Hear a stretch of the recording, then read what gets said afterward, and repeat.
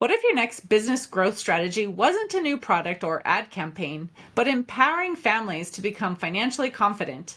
In this episode, Marcus Howard shares how his hedge fund background led to the creation of Tradecology Junior, a groundbreaking platform that teaches teens to invest and transforms family wealth habits.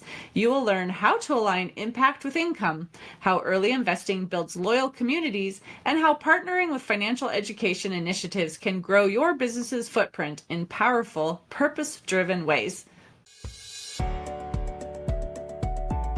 Welcome to Biz Help for You, the show that saves you the expensive learning curve by providing advice from industry experts in every facet of the entrepreneurial journey. Too many small businesses collapse. According to the U.S. Census Bureau, 20% fail within their first year, and less than 35% make it to their 10th anniversary. The goal of this podcast is to change that statistic. So if you're interested in learning more to be a successful entrepreneur, tune in today. Marcus, welcome to the show. Candy, thank you so much for having me. I'm happy to be here. Sure. I think this is an important topic too. I am in finance too, and I know a lot of people don't understand finance and it gets overwhelming. And starting with the younger generation is a perfect place to start. So what made you decide to even start teaching this to kids and having a platform that they can learn from? Sure. Well, I thankfully or unthankfully had my identity be stolen when I was a freshman in college. And so that process taught me so much about credit and then also the importance of personal finance. So in the process of me doing all the things that I need to do in order to be able to fix my own credit, I figured out that there was a way for you to be able to help people to build their credit basically from scratch. And so seeing as I was a freshman in college, that was like the ideal place for me to start because there were so many 18 and 19-year-olds who really didn't have an established credit profile. And so I ended up, believe it or not, at 19 years old, writing a book that is still being sold to this day that talked about the fundamentals of personal finance and how to establish credit.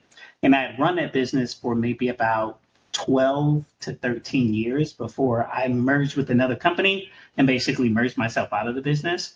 And so from there, I took a little time to really truly understand the investing side of it. So I'd already knew personal finance and credit, got really successful at the investing side of it and was able to start my own hedge fund in 2019 and been running that hedge fund for the last 5 or 6 years. And one of my clients actually was like, hey man, like you're doing really well with this hedge fund. I really think you should teach this information to the next generation of students. And he was selfishly asking for his own daughters.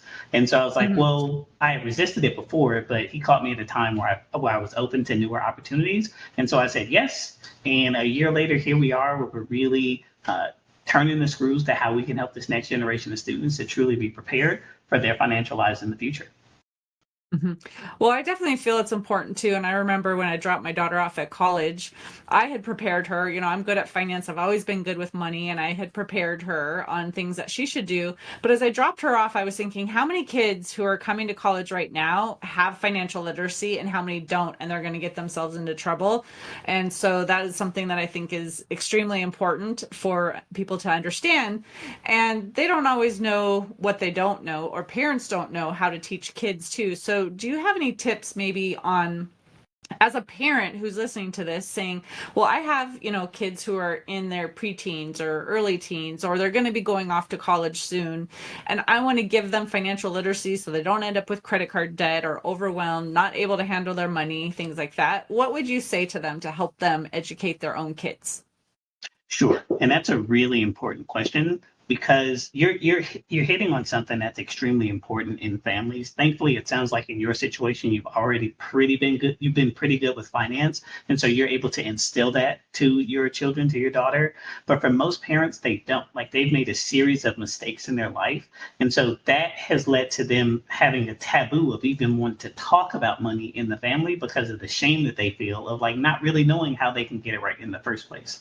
And so the first thing that I would say is that your past doesn't necessarily have to equal the results of your child or your student. So in that situation, don't be so hard on yourself. There are plenty of opportunities and plenty of resources out here to really help students to be able to truly know how they can get started with understanding personal finance in the areas of things like balancing the budget, how taxes work, how investing works, how credit works.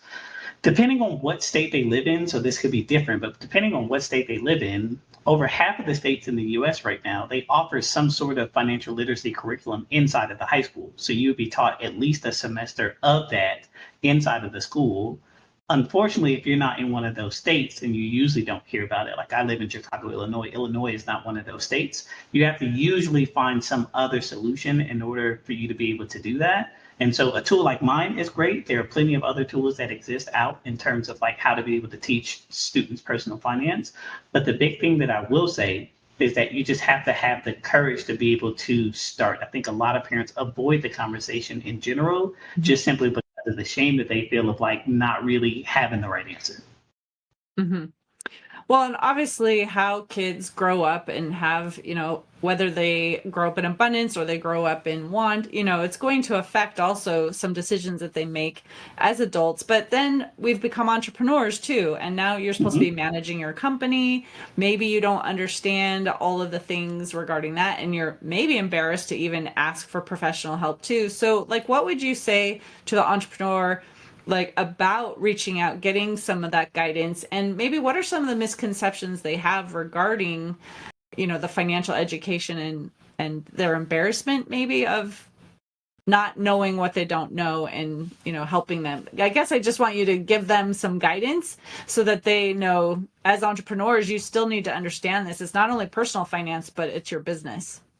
Sure, absolutely. So are you asking me for, I guess, would this be an adult entrepreneur, a student entrepreneur, or does it make a difference? Let's say an adult entrepreneur, because most of them generally are, adults who have started businesses.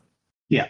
So the first place that I would start is, as someone who has run my own business since I was 19 years old to some degree, is that one, this is an extremely hard profession. It is one that usually doesn't come with a set of true guidelines in terms of what you can do. And so any sort of help or advice that you can get from someone who has done it before, please don't feel like you need to have some sort of ego or shame about it to be able to reach out to them.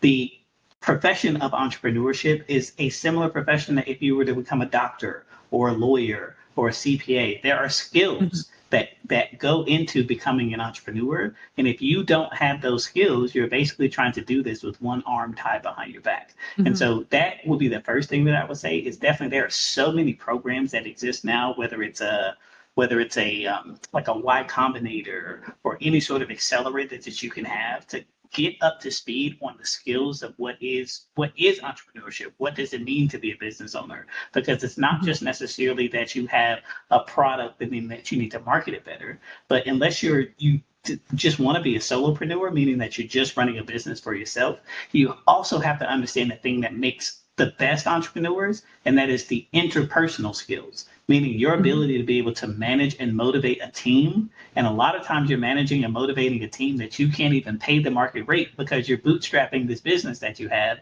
And so in a startup mentality, you usually pay them a little less. They work a lot more hours, but we know that the goal is going to be that we're going to cross this finish line and we're all going to kind of get through it together with this kind of bigger liquidity event, whether your company is going to be sold, whether it's going to be merged, or whether you're ultimately going to become, or you're going to go public and issue shares. But so the first thing that I would say just to people, because it's hard for me to give direct advice without knowing exactly the business that you're in, but if you have to start from a fundamental place, I would say that whatever help that you can get, absolutely go and look for it. There are so many entrepreneurs that are in the struggle. I'm doing it. Candy's doing it in the same way. We're trying to disseminate this information to people because we know how hard it is. So don't be afraid to ask. The worst that people can say is no. And not just as an entrepreneur, but just in general sales, you get told no 8 times out of 10. You should be used to that term already and just be able to move on. But once you are able to do that, just understand these other things like interpersonal skills, how to be able to manage a team. And then the last thing that I will say is that you don't have to reinvent the wheel. You don't have to start from scratch. for whatever business you're trying to start, there are so many standard operating procedures that already exist for how to run that business. You should, as your first or second step, when you decide what kind of business you want to get into, whether it's a software business, whether it's a service business, whether it's a business in a box where you're just sending out something to somebody every month, find out where those SOPs are. And there are companies that really do disseminate these SOPs. So find out what the standard operating procedures are for your business. Get them. It may cost you $100, $150 to download all of them. Then I would go to a large language model like ChatGPT or whichever one else. I would tell it your business idea and then say, hey, can you customize these standard operating procedures, which are basically templates, to this exact business that I want to start? And that'll probably get you 80% of the way there.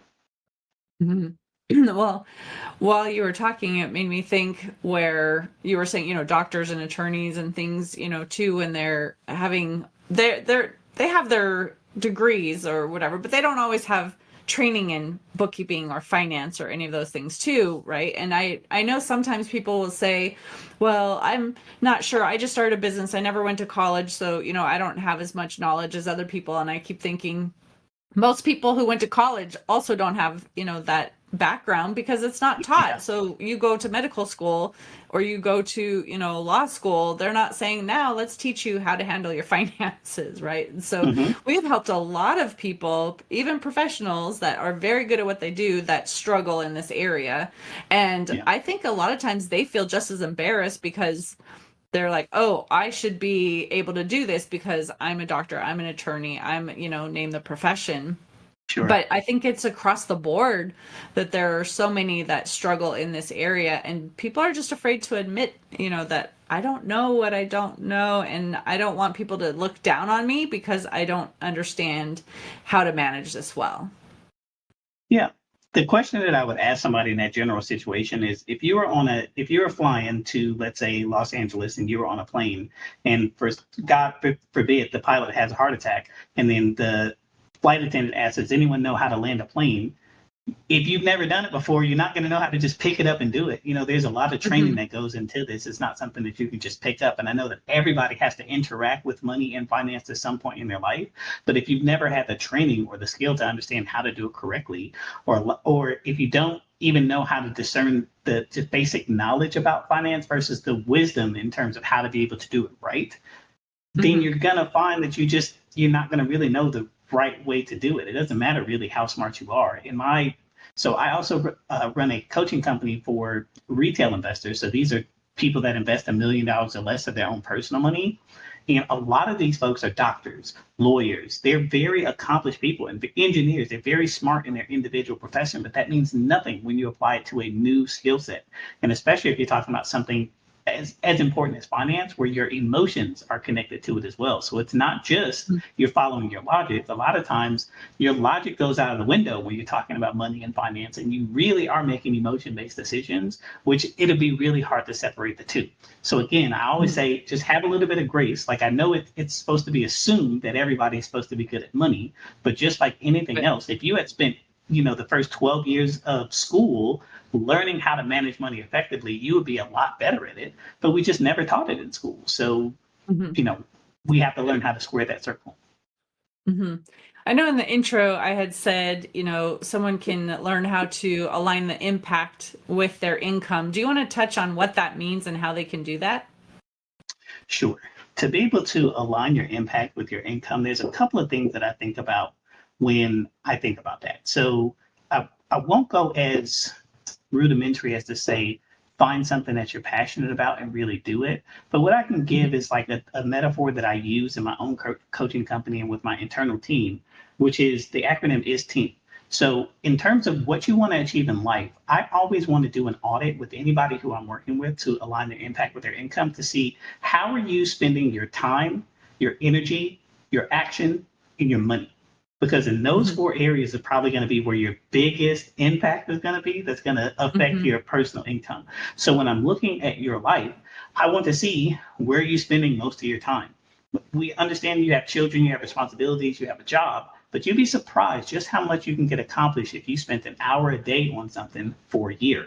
I know that because my wife was the person who planned our wedding. Like, we didn't hire an outside wedding planner, and I saw her approach to it, which is she spent about an hour a day every single day making a series of small decisions that led to, by the time we got married, this was a beautiful ceremony and so many things ended up working well. So she didn't try to cram everything. She just really tried to spend a little bit of time, a little bit of focus time to be able to get an end result at the end of that. So, what would an additional 365 hours get you towards your genuine goal if you spent the hour really working on it?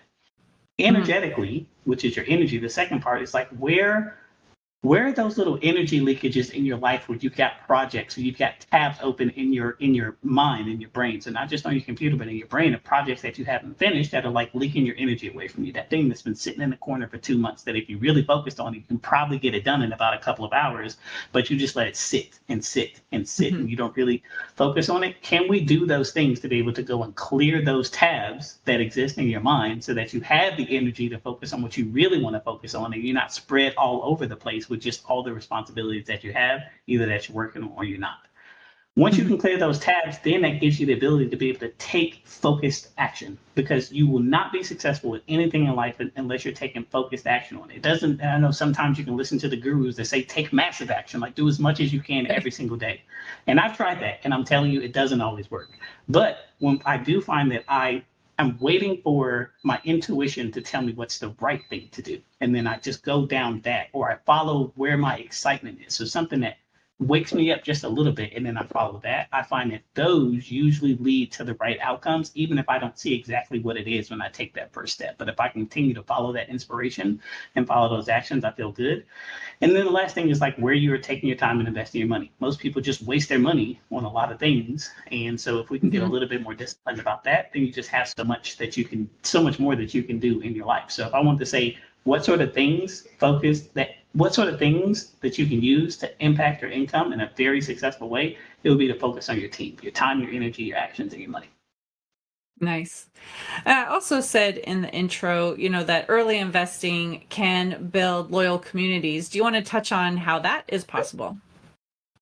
Early investing, do you mean like, because I'm a professional investor, so like when I hear the word investing, I'm thinking like that, or just I'm trying to get an understanding of like. Sure. Well, it could be investing your time and energy also to educating those who are around you, as well as actually potentially investing dollars into, things for your community as well. Yeah. So if it is always important for me to invest in the things that I truly care about, and then also to make sure that I'm taking time to invest in things that make sense to me that my friends genuinely care about too. Because a lot of times your friends are doing this, at least for me, I've got a bunch of entrepreneurial friends who are taking risks and are doing things where if they even just had those 2 or 3 people that supported them in the very beginning, it would take them so much further. So being able to build a community and an ecosystem in and around the people who care for you and who love you, that will make a huge difference. The other thing, if we're talking about entrepreneurship specifically, it is imperative that you make an investment in the ecosystem that you are looking to go into, or the industry that you're trying to go into, before you do that other process of trying to extract money from it. Like most people think, okay, I just have a brilliant idea. I can run some ads, or I can tell some people about it. If I build it, the people will come. But you have to understand just how much noise exists out here in the world and how many people are thirsty for just genuine value. So if you can just come as someone who is giving with both hands, you do things in a frame where you're not really necessarily expecting anything in return, whether that's their email address or them to go and purchase something.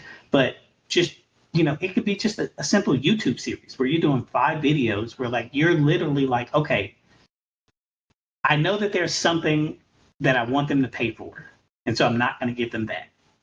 Give them that. And watch how much further your business goes when you give them that thing that you think that they should pay for. Because there's other stuff you can provide as well that's a service. But a lot of times people aren't going to just go out because you gave them the information and do the thing. But what they will see is that Candy knows her stuff. So when I am going to find someone who's a service provider, I'm going to go to her because she's the one that told me the real. So make those initial investments in your own community, in your own ecosystem, and you're going to see that you're going to go so much further than those individuals that tell you they have something great, but they never quite tell you what it is until you pay for it. Right. Exactly. Well, I know this has been interesting. I know we're just starting to scratch the surface, but I know we're coming to the end of time that we have together today. So I wanted to ask if you have an offer that you would like to extend to our listeners. And if people want more information, how can they connect with you? Sure, absolutely. So right now we are in the throes of our launch for our Tradecology Academy. So if you want to learn about who we are and what we do, you can go to tradecology.com. Right now, we are doing a back to school giveaway where we're giving away a free iPad with an Apple Pencil. We're giving away a $250 gift card for school supplies, as well as, it's maybe like $1,200 or $1,300 worth of things that we're giving away to a grand prize winner. So again, practicing what I preach. I didn't come here to sell anything specifically, but I'm coming here to give as best as I can. So if you want to take advantage of that, you can just go to giveaway.tradecology.com and you can sign up there. Perfect. Well, thank you so much for being a guest on my show and sharing your wisdom, Marcus. I really appreciate it. Thank you. I appreciate being here. And to the listener, if you enjoyed today's topic and you want to hear additional information, you can find access to exclusive content in the show notes. Thank you for tuning in today. Would you please share this episode with those you know and leave a review on your favorite platform? And if you find our show informative, would you consider being a financial sponsor to help me continue my mission to educate business owners? A link is located in the episode description, and no amount is too small. I'd really appreciate your support. If you are interested in connecting with our guest and receiving the offer they had to share, a link to our resource page is in the show notes. Finally, if you have any bookkeeping or payroll needs, reach out to us at 310-534-5577 or contact@abandp.com. My team and I are eager to assist you. Until next time, have a great day. Thank you for listening to Biz Help for You. Please join your host, Candy Messer, again next time. Have a terrific day.